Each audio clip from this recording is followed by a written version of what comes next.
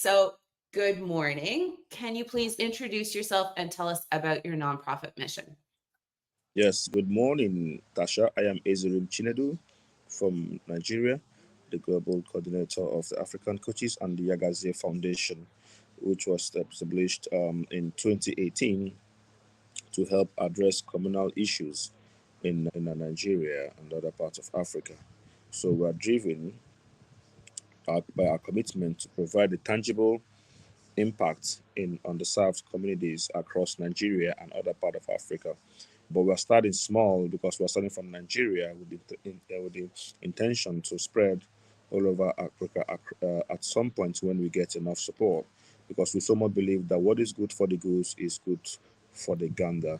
And then we've launched several initiatives. While waiting for that to happen, we've launched several initiatives of outside the Yagazie Foundation, which is like the African Coaches League, where we empowered some youth to brought them on board to help reach out to their various communities, especially the area of water, sanitation, and hygiene, because we know that this is something that affects everybody in the society. So, as the coordinator of this organization, we've done some significant programs to help improve the lives of thousands of individuals living in these different communities. And I see myself as a master servant in the sense that I was called to serve, not just to be the leader, but to serve and to lead an impactful and sustainable initiative for humanity. Thank you. I love that. That's great. A master servant. I've never heard anyone describe that way themselves that way before, but I love that. That's Thank, very cool. I like it a lot. And thank, 2018, you're now 6 years into this nonprofit work. What's your favorite thing about working in nonprofit? yeah, so it's WASH, which is an acronym for Water, Sanitation, and Hygiene, as well as MHHM, Menstrual Health and Hygiene Management. The common factor is hygiene. We try to provide hygienic measures which focus to provide clean and accessible water and sanitation facilities in rural areas to reduce, because the intent for us is to reduce the water-borne diseases such as cholera and the like, and then promoting hygienic education. Like I told you, where we reach out to the youth in the trainers model for them to go back to their communities with a transformative effect in their communities to help the health and well-being of the people, which is something that we know affect everybody in the society, because we believe that everybody is a member of the society. So we attack the WASH and MHHM initiative. We know we have touched their lives, and which will put them in the vantage position to Yeah. carry day-to-day activities. Because once in the absence of clean environment, in the absence of hygiene and water, man can do nothing. Thank you. Yeah. Absolutely. And with the youth, is that something you really enjoy, this cultivating future leaders in your community? That sounds Mhm. incredible. Yes, it is, because the narrative here is different. I've been to the US, I've been to other parts of the world. I see how they do their things, and that's what I want to replicate in our communities. Because using the trainers model will help enlightening, educating the youth leaders so that they can, because we can't be here and be there at the same time.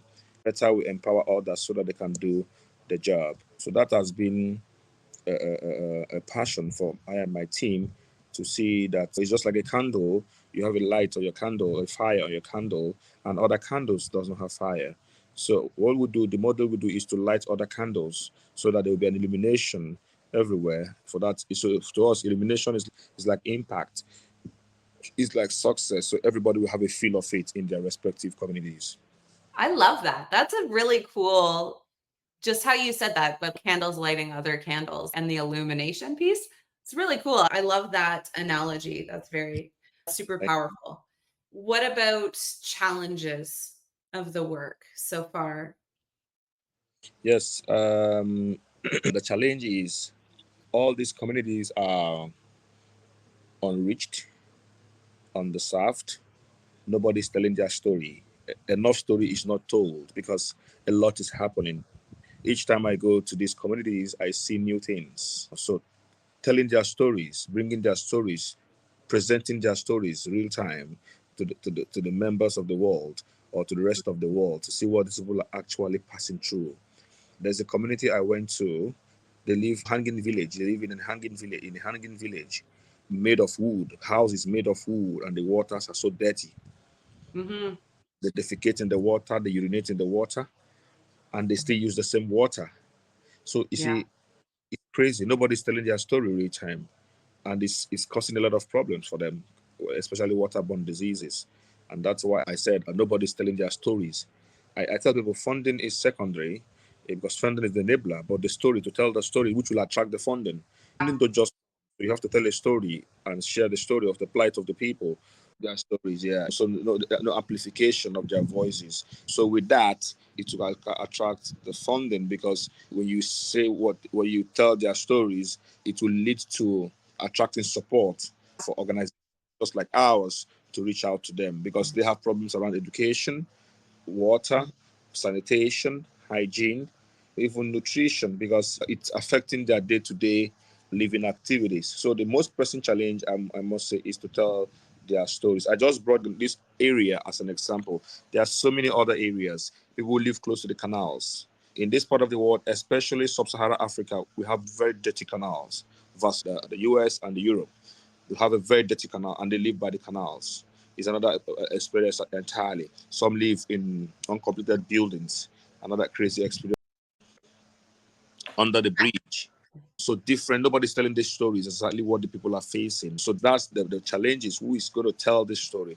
And I've been trying to see how I can get empowered to get a very good camera to support my media team, so we can capture these stories and then amplify their voices to attract support to Yeah. aid problems.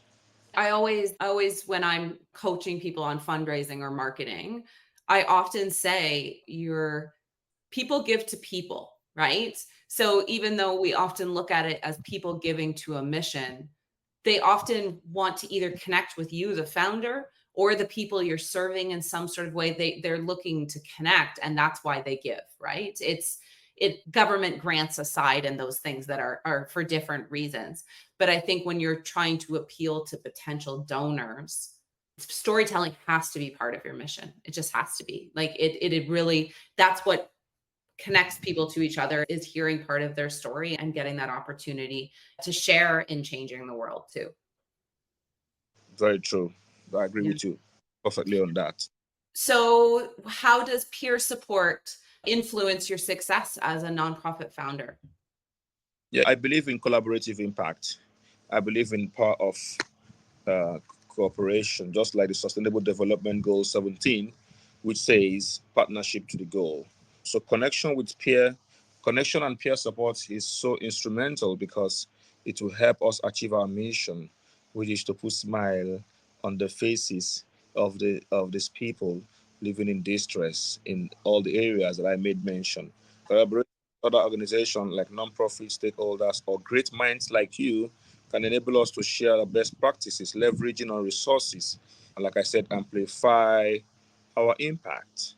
Like peer support networks, which will provide a platform just like what you do at the Nonprofit Hive, which is a brilliant exchanging tool to help overcome these challenges and fostering innovation, because it's not many and we don't have such in this part of the world. So I will give kudos to you for building up such a platform to bring great minds together, a bank of great minds, a bank of change makers to come up with a collaborative approach which will enhance our operational efficiency and effectiveness, leading to a more sustainable outcomes. So I think it's a good one, and kudos to you for coming up with this brilliant initiative.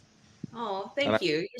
You're so kind. think And I think there's something very unique too about the founder journey, right? Because you have the passion and the drive.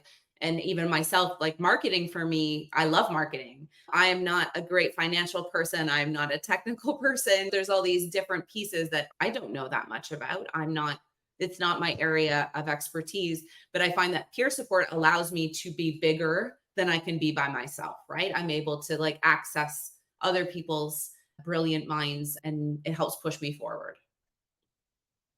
very good. I must commend you for that. It's good. Passion is something that drives us. If not that we are passion driven, we would have closed down for a very long time. In a situation where you work and with little or no resources, it's frustrating. but because of the passion, the love, and empathy, ability to put ourselves in the positions. Because I was living in such places, and I realized it's not easy. When it rains, like we're in the rainy season now, when it rains, the whole place gets flooded, and then you see up to 4 feet of the house, water flooded everywhere. The electronics are messed up, the rugs, the chairs, the appliances, the cutleries, everything messed up. So it's crazy. So I saw this firsthand. I experienced it, and then the most part of it is I and my siblings. We get buckets, we pour water, we take out of the house, and then it still comes back. Yeah. Because no good drainage system. So it's frustrating. And it comes with a noisome smell because no sunlight to dry them up immediately. It keeps raining and raining before you get proper sunlight. It takes up so many weeks and it's frustrating. So all these things was just on me, and I was like, how do we help these people? Yeah. And they just to amplify their voices and see how support can come from different part of the world. I love that. I love that. And for sure, sometimes our founder journey is very personal and we've experienced something. And so then I always look at it as once you've seen it, you can't unsee it, right? That's how I look at nonprofit work so often is that once you notice it and you start paying attention, it's everywhere and you can't pretend it's not there anymore, or many of us can't. There are some people who see tragedy and I don't know, they're able to push it aside, but for me it was as soon as you start seeing the world and what nonprofits are doing, I don't know, it's a little bit of a revelation sometimes. Very true. You're right. I agree with you on this totally. Founders' journey needs patience, perseverance, and an ability to collaborate with people. So Yeah. it's good. Yeah. So my last question is, you've been a Hive member for quite some time. What have you gotten out of being a member of this community? Yes, I must say, first of all, another thank you to you, the brain behind this great initiative. You're bringing something unprecedented for us in this part of the world. Joining the Nonprofit Hive has really presented us, I won't say I alone, but I and my team with invaluable opportunities to connect with like minds, professionals, and organizations because they really shared knowledge, which is key, even critique, which is key during collaborative ventures and opportunities to gain access to resources, materials that will help us scale our impact as an organization. It has really helped in the area of attaining additional wisdom and support within our community, which has really empowered us to do different in tackling challenges more effectively with a deep positive in the areas that we serve. So I really appreciate that the people, because I tell people iron sharpeneth iron. So these guys, even though sometimes they are not available and they request for a reschedule, which eventually occurs. And then in every meeting, I always have some takeaways, key takeaways that has helped I and my team up to this juncture. I am really grateful for this opportunity. And I thank my friend Raymond from Ghana who brought me on board. So we did something together, and that's where it's all started. We did something together during the lockdown where we empowered some local coaches in Nigeria, Ghana, and other West African countries. So it was impactful and powerful. So I really appreciate him alongside yourself, Tasha, for bringing me on board. Thank you. Awesome. I do feel like I'm going to have to send Raymond a big thank you of some sort because he just keeps spreading the word. He's been such an incredible ambassador and he knows some of the coolest people like yourself. And yeah, he's been a wonderful resource for this community. Thank you so much for doing this Hive chat with me today. I'm really excited. So, how can people connect with you and what's the best way to follow along with your mission? Yeah, so the best way to connect with Yagazie Foundation, we have different communicative mediums. We have our email, contact@yagaziefoundation.org. We have presence on Instagram, we have on Facebook, we have on Twitter, we have on LinkedIn, we have on TikTok. So Okay. depending on reach out to us, depending on areas they want to work, reach out to us, we are open to, and then we are very active when it comes to communication. We try to follow up all our emails because that's the power of collaboration. That's the power of reaching out. So we are present even on our website. We have this huge presence. Anyhow they want to reach out to us, we are available. Okay. I love it. That's fantastic. Thank you again so much. And thank you for being such an active member of the Nonprofit Hive. Thank you very much, Tasha. Thank you very much for Nonprofit Hive. And thanks to my good friend Raymond. Yeah, absolutely. Have a good day. Thank you.